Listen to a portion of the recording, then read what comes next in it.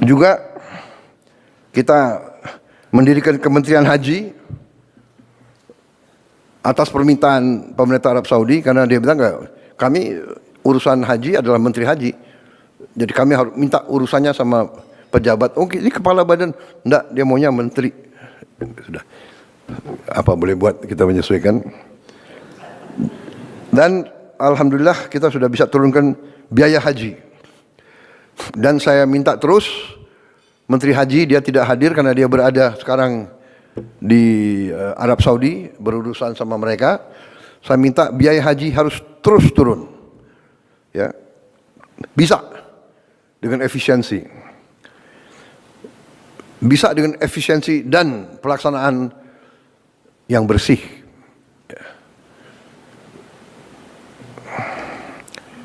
Waktu tunggu haji juga bisa dipercepat, dari tunggu 40 tahun sekarang bisa hampir setengah kita potong, tunggu 26 tahun.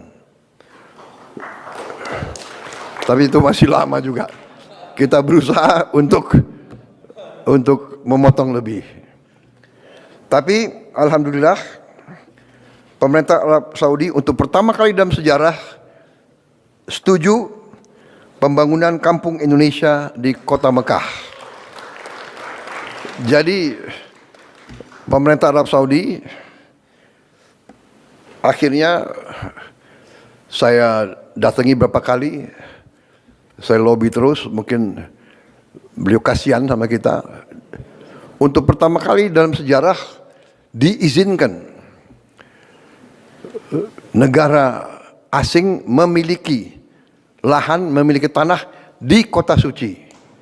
Dirubah undang-undangnya khusus untuk kita.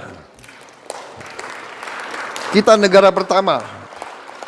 Ya sesudah kita terserah yang lain menyusul, ya. Tapi ini luar biasa, ya. Kita ditawarin kalau tidak salah ada berapa puluh lahan. Mudah-mudahan kita dapat lahan. Kalau tidak salah ada berapa lahan yang tidak terlalu jauh dari Masjidil Haram. Ada yang nyambung langsung. Ya, mudah-mudahan Menteri Agama sudah rintis dan sudah lihat terus. Nanti saya serahkan saja, dan Kepala Danantara yang juga merintis, beliau bolak-balik ke situ sampai kepalanya botak.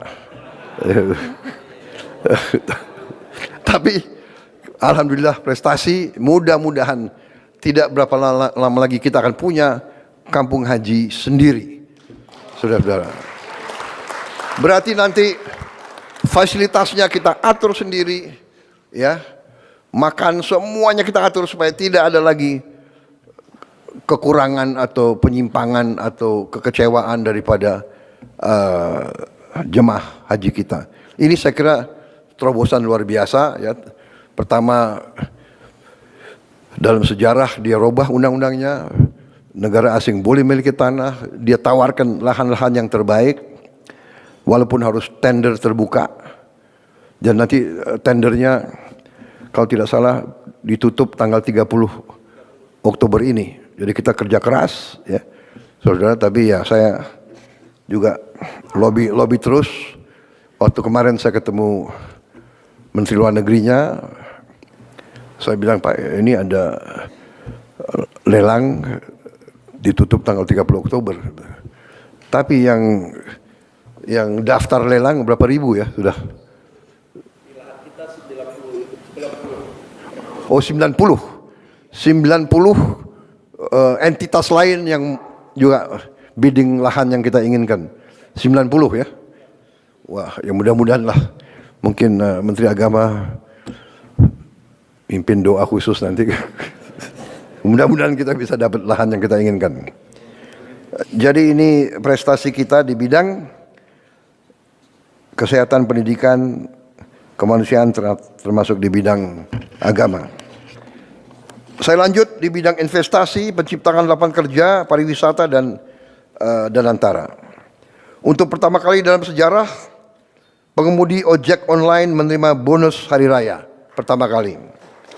Juga sekarang kita sedang diskusi terus sama perusahaan-perusahaan terbesar ojol untuk kita cari pelayanan terbaik untuk pengemudi ojol ini, kemudian efisiensi sehingga tidak terjadi suatu persaingan yang saling merugikan. Tapi kita ingin supaya lapangan kerja ojol ini, pengemudi ojol ini terjamin. Kalau tidak salah ada 4 juta pengemudi ojol ya di 2 perusahaan besar itu, dan sekitar 2 juta pengusaha yang menggunakan ojol sebagai sarana jual beli UMKM. Jadi 6 juta orang hidup dari masalah ini. Kemudian upah minimum provinsi kita sudah naikkan 6,5% sampai 6,5%, tertinggi dari beberapa tahun yang sebelumnya. Juga kita sudah menghitung, sudah menghasilkan mungkin hampir dengan 1 juta lapangan kerja baru di SPPG, dan mungkin tahun depan akan mencapai minimal 1,5 juta yang kerja langsung untuk SPPG. Kita punya 30.000 SPPG nantinya kalau berfungsi semua. Tiap SPPG, tiap dapur membutuhkan 50 orang bekerja. Jadi 50 kali 30.000, 1,5 juta. Tiap